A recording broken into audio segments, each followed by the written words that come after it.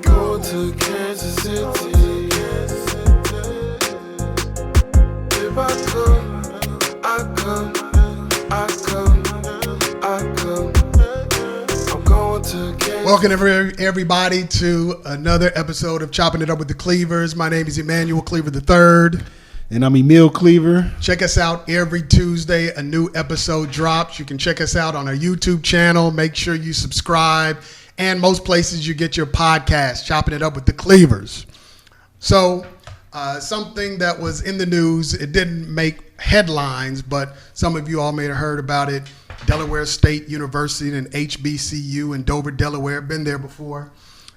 Their lacrosse team going back home after playing 3 games on the road, and they go through the state of Georgia, get pulled over by the State Highway Patrol and treated like a bunch of criminals. They get on board, they bring the canines on to smell out drugs and all of this. And you can clearly see, as the bus driver told them, this is a lacrosse team. This is a college team, but they go through bags and all of that. Well, that's because you could hear the police officer saying, I'm sure that they have some weed on here somewhere, all these college students. Yeah, there's a video of it. You can see what happened.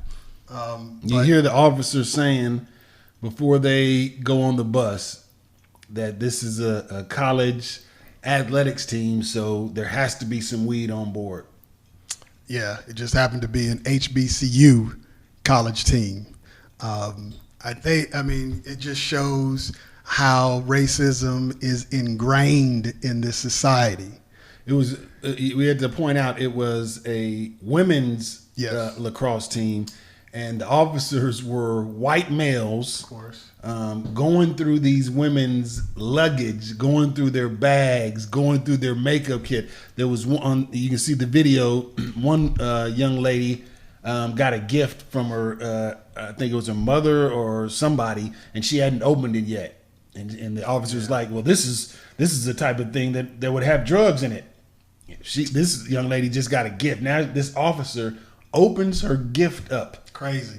Has to open her gift to look for these drugs. That wasn't it a book or something? When he opened it up, I can't remember what it was. It was a gift. I think it was from her aunt, not her grandmother. Some relative from her family gave her a gift, and this officer just went through it. And then and they bring the dogs on too. I mean, they're just hoping to find something. Same thing happened to me and the people I went to the Million Man March with.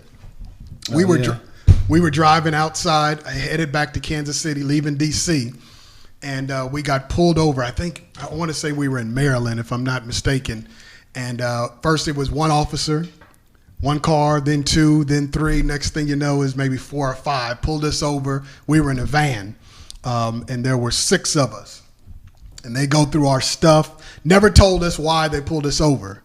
There were 6 of us. They pulled our stuff out of the van that we rented.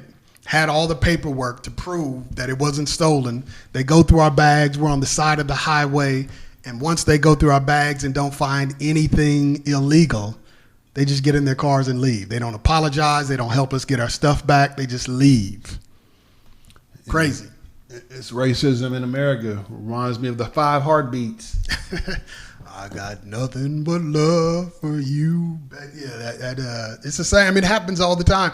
I was told by an officer, a high-ranking officer, I'm not going to say the name, here in Kansas City, that when he was going through the police academy, this was a few years ago, this is maybe a few decades ago when he went to the police academy, he was told, and they were told, the cadets, that if you see 4 black men in a car, pull them over, because one of them probably has a warrant. This is what I was told by a police officer, that they were trained in that. We know it's true. I mean, we see it every day.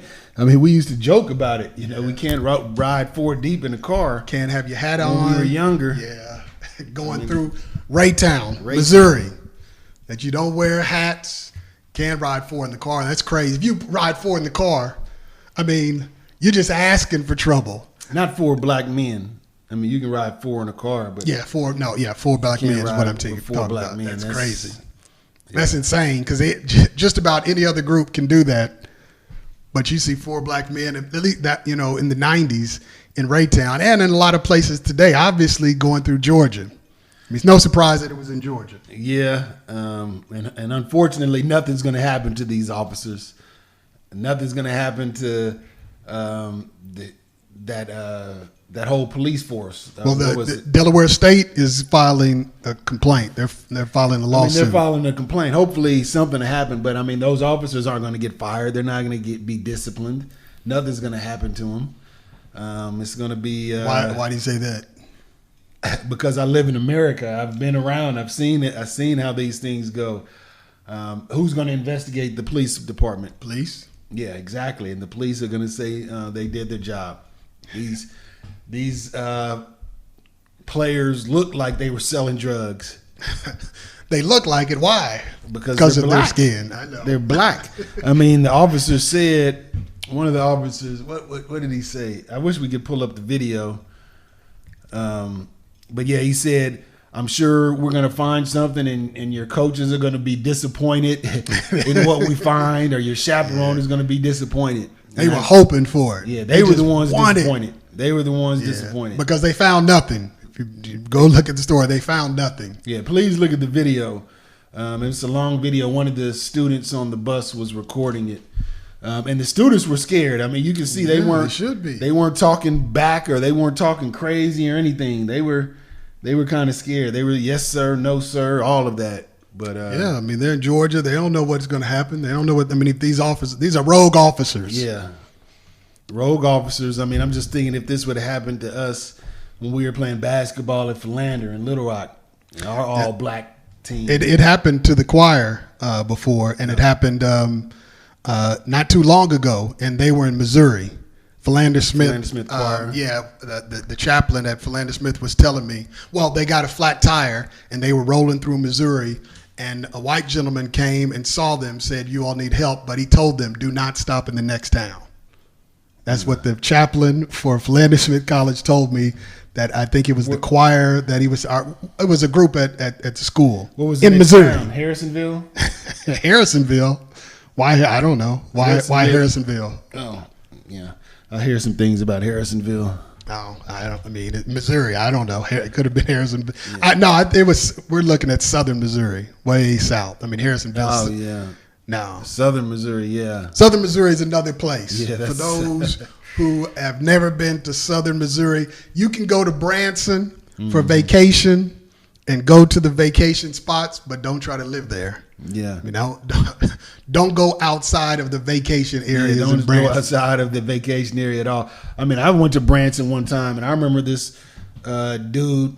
I was just sitting in my car talking on the phone in the parking lot of the hotel, and this white guy pulls up next to me, and he has a bullet on his antenna. Outside on his antenna? Yeah.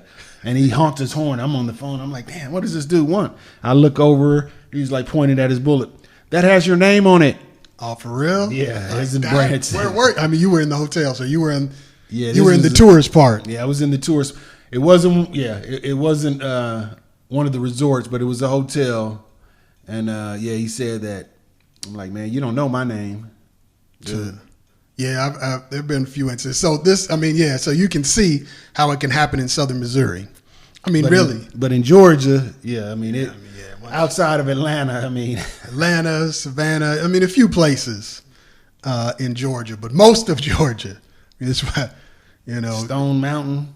Yeah, that's some crazy stuff for that to happen to that team right there when it was clear that this was a college team. And like I said, they were just searching for something. They were just hoping to find something and didn't. Hopefully something will happen, but, Yeah, I don't know. The police, something needs to be done about the police. We just had a big forum here in Kansas City with Roland Martin in town talking about the Kansas City Police Department.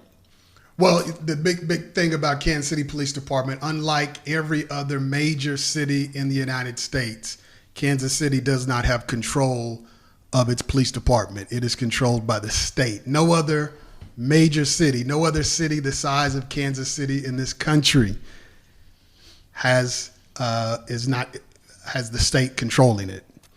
And it goes back to, you know, a lot of corruption, the Pendergast era and all of that. But it is insane that people living in the Boot Heel, state representatives, state senators in the Boot Heel have more say in Kansas City. More say than the people of Kansas City. And these folk in the Boot Heel have never even, maybe they know nothing about Kansas City. Nah. But again, a reason why you have officers pulling over Delaware State University girls lacrosse team is because there is no uniform training for police officers across the United States. I mean, if you're talking about something needs to happen, there has to be uniformity. There has to be some national standards of how policing needs to take place in the United States. Yeah, those police officers should be suspended at the very minimum for what they did. I mean, it's just straight up harassment. Just because you have a badge doesn't mean you get to harass people. I'm the police. We can do whatever we want. I mean, that's what it sounds like. You remember that episode of Seinfeld where they were out in L.A. and they were riding in the back of the police car, and I forgot what Jerry said something, and the police officer was like, "Yeah, we can do it. We're the police. We can do whatever we want." Yeah, I remember that. Yeah, and some of them really think that. I'm sure. Unfortunately, there needs to be a department that polices the police. Yes, it can't be the police. It cannot be the police. In a lot of places, even in Kansas City, so when there's a police-involved shooting, it's investigated by the Missouri State Highway Patrol. But then again, you know, that's another police department or a law enforcement agency. So it has to be, I mean, the community has to police the police. That otherwise, we're going to continue having things like this. Fortunately, nobody from the school was hurt. Nobody was arrested, but still wasn't fun to go through. I think that from now on, things like that, white officers have to call a black officer, and they can't do anything until that black officer gets there.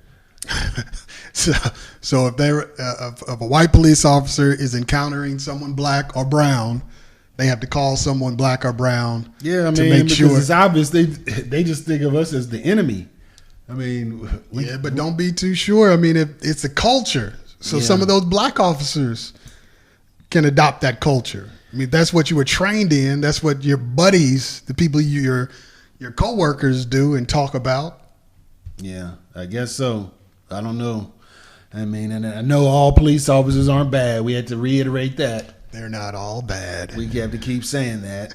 But the ones that are making it bad for everybody. It's the culture, because some of them they probably don't even realize that what they're doing is racist.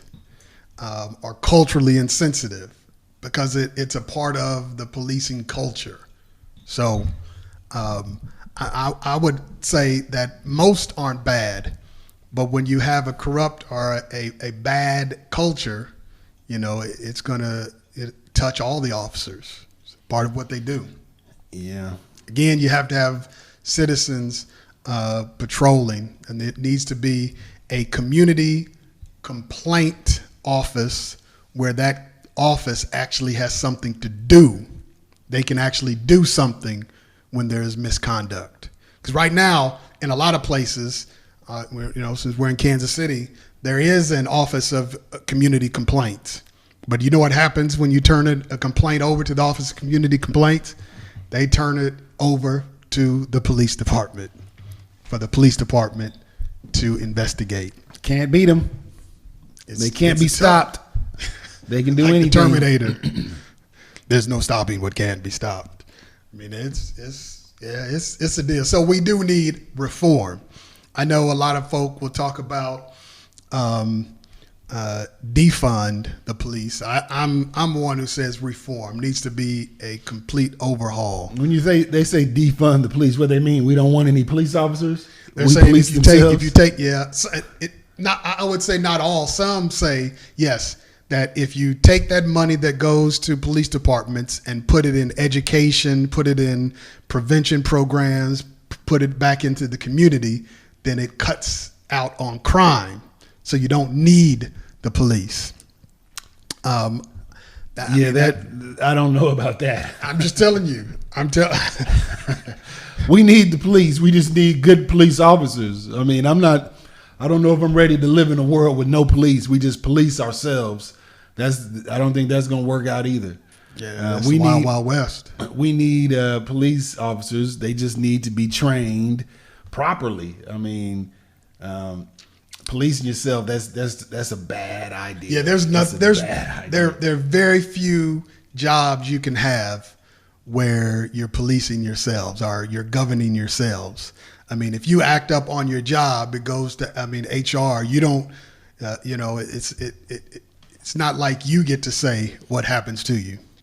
I mean, it's a tricky thing. Has to be some reform.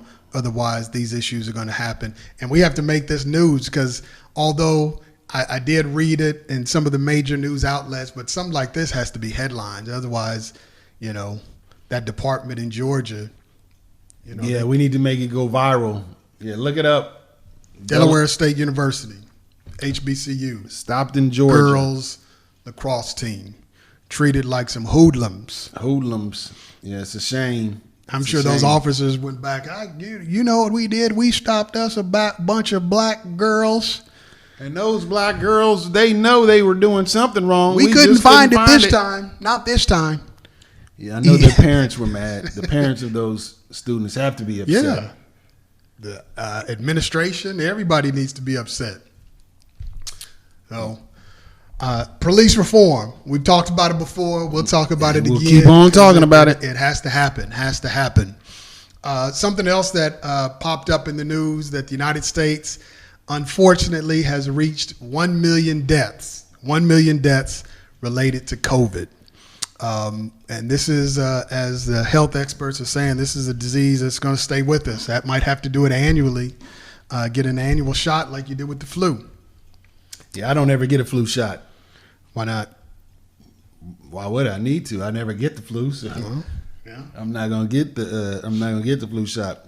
I might think like G Daddy a little bit if I get the flu shot. Who is G Daddy? Our grandfather, who's 99 or 100. We don't know yet. But he doesn't believe in getting the flu shot because he believes if he takes the flu shot, he'll get the flu. Yeah, but I mean, you don't necessarily get you get some symptoms, but it's supposed to protect you from it. I know a lot of people are a little skeptical of getting vaccines and all of that. I mean, that's why I asked. I didn't know if you were skeptical of vaccines or just, if I take care of myself, like a lot of people say, if I take care of myself, then hey, I'll be good. And I think I take care of myself pretty well. And that's what no one is telling you. Everybody's telling you, wash your hands, wear a mask, do all that. But they're not telling you take vitamin C, take vitamin D, drink plenty of water. They don't tell you stuff like that. They don't. I heard. I mean, yeah, a lot that goes with it. No, nobody's. That goes with it. They're not saying that on the news, though. They're not saying that. What are they saying? Wash your hands and wear a mask. That's all they say. They don't say. No one teaches you how to prevent from getting sick or anything like this. They don't tell you how to take care of yourself. When this came up, they said wash your hands, wear a mask, and what was the other one? Take the shot. Yeah, but you're talking about the preventative. That's just with anything. Yeah, but because the pharmaceutical companies. I mean, was it Chris Rock say they make money on the comeback? They can't find it. I mean, I say they can't find a cure. There's no money in the cure. There's money in you coming back for it over and over again. Yeah. But also doctors, this may shock a lot of people. They don't spend a lot of time understanding diet and how diet can help prevent a lot of things. Doctors don't? They're not dietitians. I mean, they know some basics, but they don't spend a lot of time learning proper diet for some of these things these diseases that people have. I mean, they might say cut down on, fatty foods and all of that, but they're not dietitians. They're not experts in that area. And you don't hear a lot of talk about preventing some of these things. You know what a lot of people get sick about? And then most people don't even know it. They don't even understand it. Just simple dehydration. Dehydration causes a lot of sicknesses. People think because they're not thirsty that they're hydrated, but that's not necessarily the case. That's why I say preventative maintenance, vitamin C, vitamin D, multivitamins, plenty of water. Drink that Wawa. Plenty of water. Water is so underrated. It's so underrated with its health benefits. Yeah. Now you can drink water constantly. Drinking water all day long. Yeah, and you should. You should drink it. Half your body weight in ounces is what you should drink in water. You'll be surprised what it does to you. A lot of times people think they're hungry, but they're not. I mean, it's actually a form of dehydration. You're on your way there, but you think you're hungry, so people eat instead of drinking liquids. Yeah, I know people who had to been rushed to the hospital, and then when they get to the hospital, the doctor says, "Oh, you're just dehydrated." Yeah, so do I. Yes, absolutely. So do I. So drinking water, do a lot of preventative stuff, but COVID, as these experts are saying, is supposed to be with us. It's not going anywhere. It's going to be around forever, like the flu. It seems like it's just going to be something that we'll have, just like we have flu season, we'll have COVID season. Yeah. So I mean, I think they have another shot coming up, a booster. I didn't get a booster. I got the original shot, and I haven't got any shots since then. And I know a few people that have gotten COVID. Did they get the shot? Yeah. So were their symptoms mild? Yep, mild symptoms. But yeah. Hopefully, hopefully I'll never get it. And if I do, the symptoms will be mild. But I try to take pretty good care of myself. Not that it can still happen. Yeah, but you can do all the right things and still get sick. I know a lot of people, black people especially, they're not getting the shot. They don't care what happens. They're not getting the shot. I heard Kendrick Lamar was on his new album. He mentioned after he got COVID, he had to question Kyrie. Oh, for real? Yeah, he says that on his new album. So I'm still, speaking of albums, if you all love music. So Kendrick Lamar dropped a new album. I've heard maybe, I think, 4 songs on there. And so let me say this. If you like hip hop with lyrics, talking about wordplay, metaphors, being clever with your rhymes. And meaning something. The rhyme means something. Intellectually stimulating. Then you have to check out Kendrick Lamar's album. I'm sure he's going to be nominated for everything. Mr. Morale and the Big Steppers. I'm sure that's what everybody's talking about. And the Black Star album. But that was what I was getting to. So everybody's going to talk about Mr. Morale and the Big Steppers, Kendrick Lamar. It's all over. But not a lot of people up on Black Star's new album, No Fear of Time. So if you are all about lyrics, about people actually saying something meaningful, Talib Kweli and Yasin Bey, formerly known as Mos Def, had the best alliance in hip hop. They dropped the Black Star album 24 years ago. And then they went off and did their own things. Both of them successful? Both of them had some hot solo albums. Quality and by Talib Kweli and Black on Both Sides by Mos Def, 2 of the best hip-hop albums of all time. But they already dropped it. No Fear. You heard. Yeah, I heard it. I listened to both albums. I heard both albums. Both albums, I mean, the lyrics on that album, I mean, they took it to another level. I mean, it's not your traditional hip-hop album. The music, the beats are different. Man, they're different. But I read one magazine article that said that this was the new wave of music. This was the future of hip hop music. But the lyrics they have, these guys are just artists. They're not, all they're trying to do is create art. I mean, they have a song on there that's like 2 songs on there that's like 18 minutes long. These are the people that ain't trying to necessarily go pop and be on your radio stations. They're definitely not trying to be on the radio. Why must you think something is dope just because it's played on that radio 20 times a day? Who said that? I don't know. Pharaoh Munch. Oh. Remember? But if you are into poetry, hip hop, good music, through music, on wax, then you have to check out No Fear of Time. And if you're not into hip hop, if you don't like rap, you check out these you albums. Still check out, because it will probably get you on hip hop. You know, but there's one other album I have to mention that came out earlier this year. One of the greatest lyricists, poet, teacher, knowledge reigns supreme over nearly everybody. KRS-One dropped an album called "I Am MC. Are You One Too?" Man. And this dude is... It's unbelievable that he's still kicking lyrics like that. I mean, he's not repeating anything. Ridiculous. He's just spitting. Like, dude is a teacher. Man, he is an incredible philosopher. lyricist. You have to check it out if you are in love with hip hop. Man. Or you're exploring hip hop. You need something to listen to. Check out KRS-One's album. Yeah. I Am a MC. Are You One Too? He's all about just we talking about bars. albums. Go check out that Nas album. He dropped that album earlier this year. Talking about Magic? Yeah. Yeah. I mean, yeah. Nas is Nas.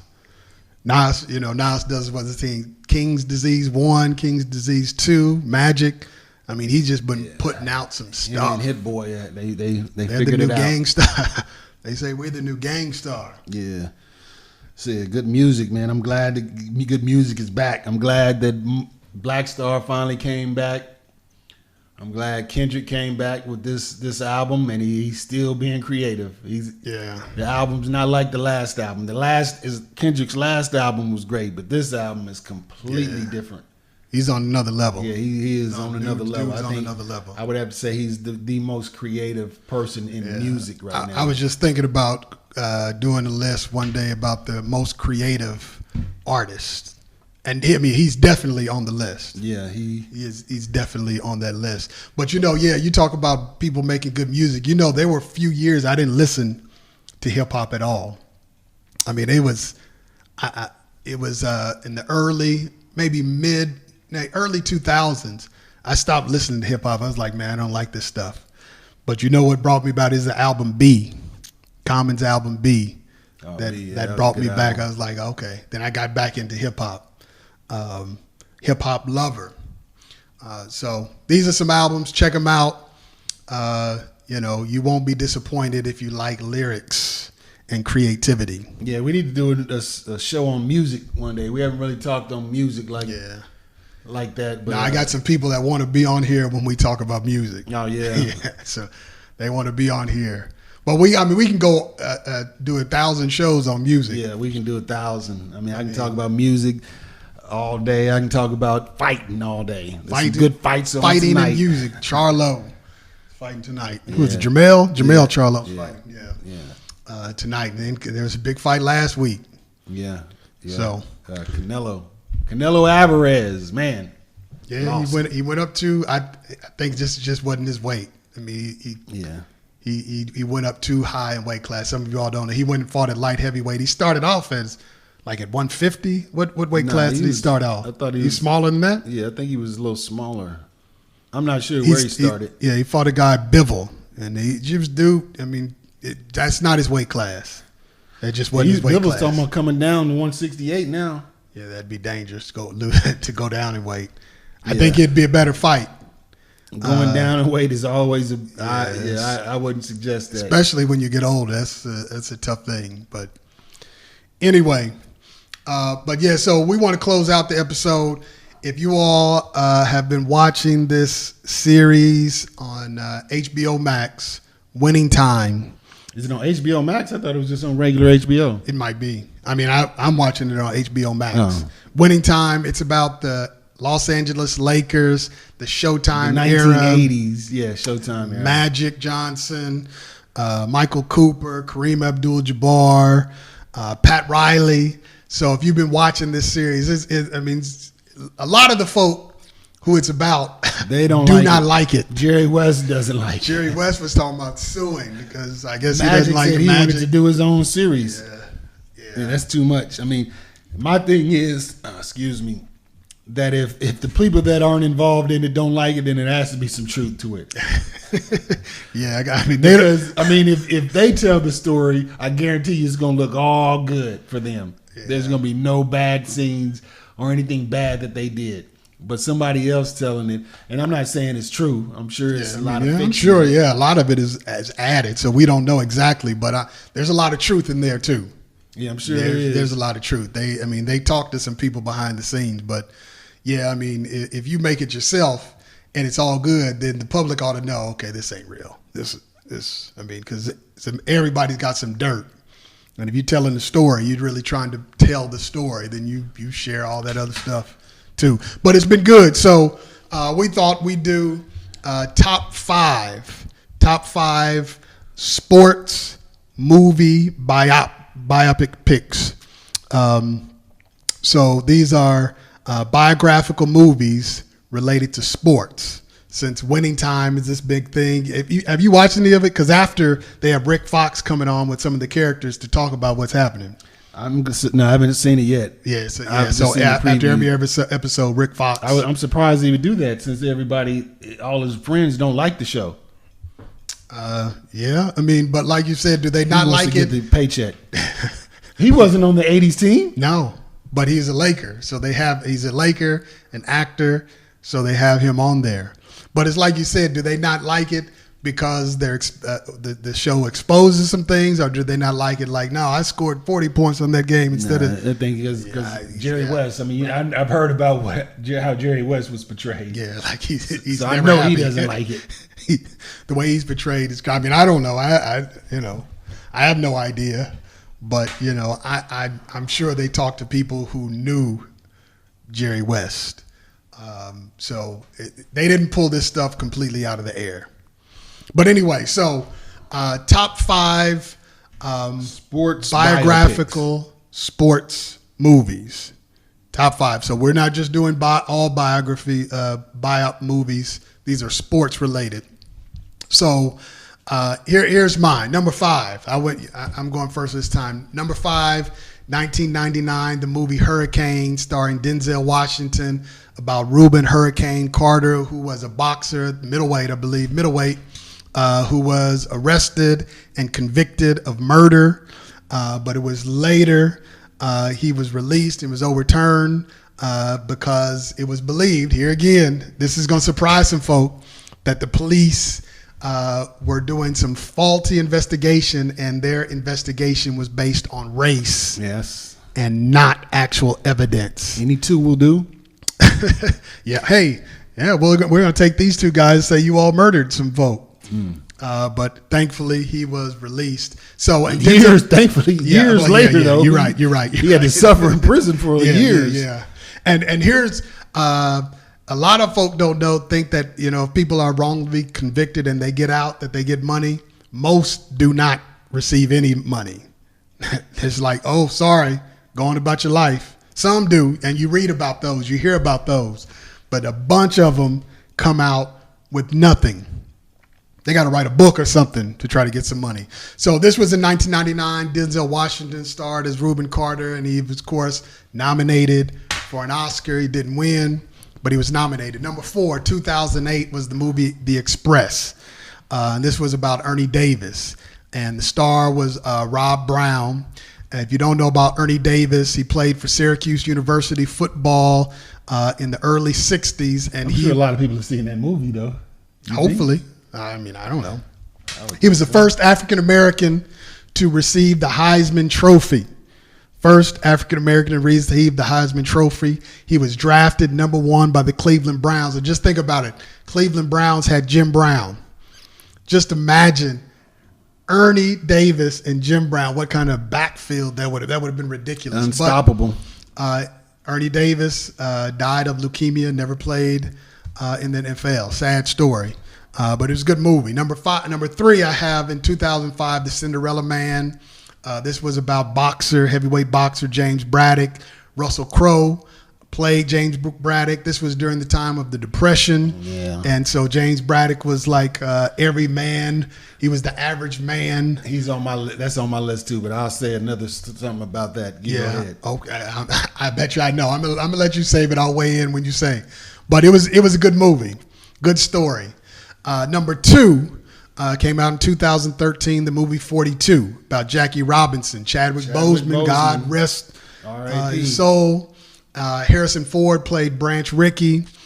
Just told the story of Jackie Robinson. Great movie. Everybody should know. If you don't know about Jackie Robinson, you got some problems. Yeah, then you're probably a racist. Yeah, you have to be.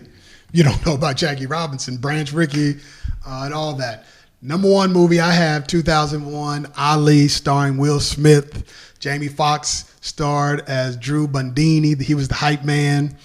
He did a great job too, man. Yeah, he did. yeah. If you ever go back and look at old footage of Drew Bundini and see what he was doing in the corner, or when Muhammad Ali was talking, and he came up with a lot of those rhymes that Muhammad Ali said. Like a butterfly, sting like a bee. Yeah, and Jamie Foxx did kill that role. Man, he murdered it. He killed it. Did he get an Oscar? No. Of course not. Will Smith was nominated, didn't get an Oscar. Will Smith, the smacker. This was pre-smack. But this is where he learned how to smack playing Ali. I remember, what's his name? James Toney, the great middleweight champion, cruiserweight champion. James Toney played Joe Frazier. And Will Smith was talking about when he was, they were boxing. He said everything James Toney threw hurt. He had to, his body, he said he had to get his body adjusted. Once it got adjusted, he could take some of the punch, but everything he threw hurt. That's James Toney. James Toney was a great boxer. Especially on the inside. Yeah, it was. He could fight in the phone book. So that's my top 5. All right, my top 5. It's a little different. I'm going to go ahead with Remember the Titans. Oh, it's a true story about a high school football team, a black coach, Denzel Washington again, comes in and takes over this high school football team. They win the state championship. He shows blacks and whites how to play together. That was kind of the story. It was in the early 70s in Virginia. Yeah, the story, there were the white players and the black students were just integrating the school. And, of course, they didn't get along. But the black coach, Denzel, showed them how to play together and win the title. So, Remember the Titans. That's my number 5. Number 4, I'm gonna go with Cinderella Man. Now, Cinderella Man, like you said, great movie about a great fighter. Well, I mean, he was a fighter who achieved great things. He wasn't really the best fighter. He had so much heart. Yeah. And determination that he didn't give up. That's why he became a great fighter. Yeah, but Joe Louis took that belt from him the next fight. Yeah, he really didn't have the skills to do that. But the crazy thing is, Max Schmeling, he was German fighter. Yeah, who was it? It was somebody that James Braddock knew he couldn't beat, but they wanted the title to be in America. So James Braddock turned down the shot, and Joe Louis took the fight. But for compensation, James Braddock took part of his paycheck. Joe Louis's paycheck for the next 10 years. The next 10 years. That's the only way Joe Louis could get the title. That James Braddock got a piece of his paycheck. Yeah. So I mean, I have to mention that I'm saying this guy, saying this movie is one of my favorite movies, but I can't leave that fact out that he did Joe Louis like that. And Joe Louis really didn't have a choice. And as we know, Joe Louis died broke. But that's still a great movie. Yeah. Cinderella Man. It's a great story, inspirational movie. Number 3, I'm going to go with The Fighter. The Fighter is a story about Irish Mickey Ward. Yeah, that was good. Who played it? Mark Mark Wahlberg. Wahlberg, yeah. Who can box in real life. Played from Massachusetts, Boston area, where Mickey Ward was from. Played Mickey Ward, a tough Irish fighter. Again, another boxer who wasn't the most skilled, but tough, but just tough and had a lot of heart. And his brother was a boxer. Christian Bale played his brother, who was also a boxer who fought Sugar Ray Leonard. His claim to fame was losing to Sugar Ray Leonard. He dropped Sugar Ray Leonard, but Sugar Ray Leonard slipped in the fight. But the ref, unfortunately, called it a knockdown. But yeah, that was a great fight. Irish Mickey Ward became real famous for his trilogy and 3 fights with Arturo Gotti. three of the greatest boxing matches you ever want to see. Two guys just standing in front of each other, just fighting. They're not dancing. So Mickey Ward won the first one because they went head to head. But Arturo Gatti got smart in the last two, and he did a little more moving. Yeah, but those were three of the greatest fights of all time. Man, there were some good fights. Number 2, I'm gonna have 42. Again, Chadwick Boseman, the great Chadwick Boseman, played a lot of great real life African American figures. Thurgood Marshall, but he did a great job at in 42. Story of Jackie Robinson.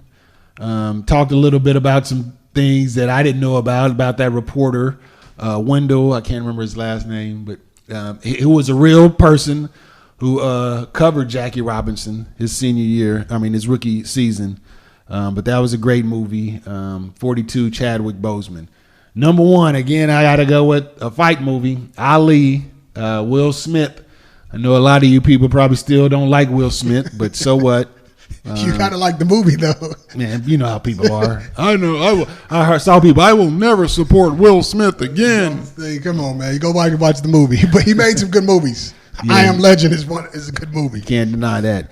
But yeah, Ali, Muhammad Ali, the most famous, influential boxer in history. Cultural icon. The greatest sports icon ever, possibly. Played Muhammad Ali, did a great job at it. Great movie. That's number 1 movie. Yeah. Yeah. So, what about some honorable mentions? There was, what was the Raging Bull. Yeah, I almost had that on my list. Raging Bull, about Jake LaMotta, and played by Robert De Niro. Who else was in that? Joe Pesci. Joe Pesci, yeah. Joe Pesci played his brother. Was it brother or it was his brother? Yeah. That was a good movie. And so Jake LaMotta had some. It was Jake LaMotta, right? Yeah. Yeah, and he had some wars with Sugar Ray Robinson. Yeah, he beat Sugar Ray Robinson. And then Sugar Ray Robinson, boxing was different. I think they fought. LaMotta knocked out Sugar Ray Robinson, and then I think they fought 4 weeks later, something like. They fought like 6 times. They crazy. fought like 4 weeks later, and then Sugar Ray Robinson. Most. Yeah, he won. Who many think is the greatest boxer of all time. Yeah, he won the rest of those fights. TKO'd him, and it was famous. Jake LaMotta. At the end of the fight, but you never knocked me down. Yeah, you never knocked me down. He got TKO, blood all over his face. His face looks like like it just got hit by a Mack truck, and he's walking over at the end of the fight to Sugar Ray Robinson. But you never knocked me down. He's one of those tough dudes. Yeah, he's a tough. Another movie. So a lot of my sports movies are boxing. Have you ever seen Hands of Stone? About Roberto Duran. Oh yeah. That was a good movie. 2016. Yeah. That was a pretty. Edgar good movie. Ramirez played. Roberto Duran, who was a Panamanian boxer. Some believe he was the greatest lightweight of all time. He moved up in weight and fought Sugar Ray Leonard and Hearns, but that really wasn't weight class. He didn't do well with those. He beat Sugar Ray Leonard once. Yeah. But Hearns knocked him out, one of the most devastating knockouts of all time. But that was a good movie, Hands of Stone. Did you see the movie about with Jose Aldo? Yeah, I saw that movie. Yeah, that was okay. Good. Yeah. Brian's Song is another movie that could have been on this list. So there are a few different movies. Yeah. So let us know what movies we missed. Let us know. Give us some feedback. Some of you all have been sharing some ideas for episodes. Put that in the comments. But make sure you subscribe to our YouTube channel, Chopping It Up with the Cleavers, every Tuesday. Yeah, let us know what you want us to talk about next week. We'll probably be looking for stuff all week. We decide probably about Thursday what we're going to talk about. But yeah, if you have a topic that you want us to talk about, let us know and we'll get on it. Chopping It Up with the Cleavers. Subscribe to YouTube and most places you get your podcasts. Peace. Out.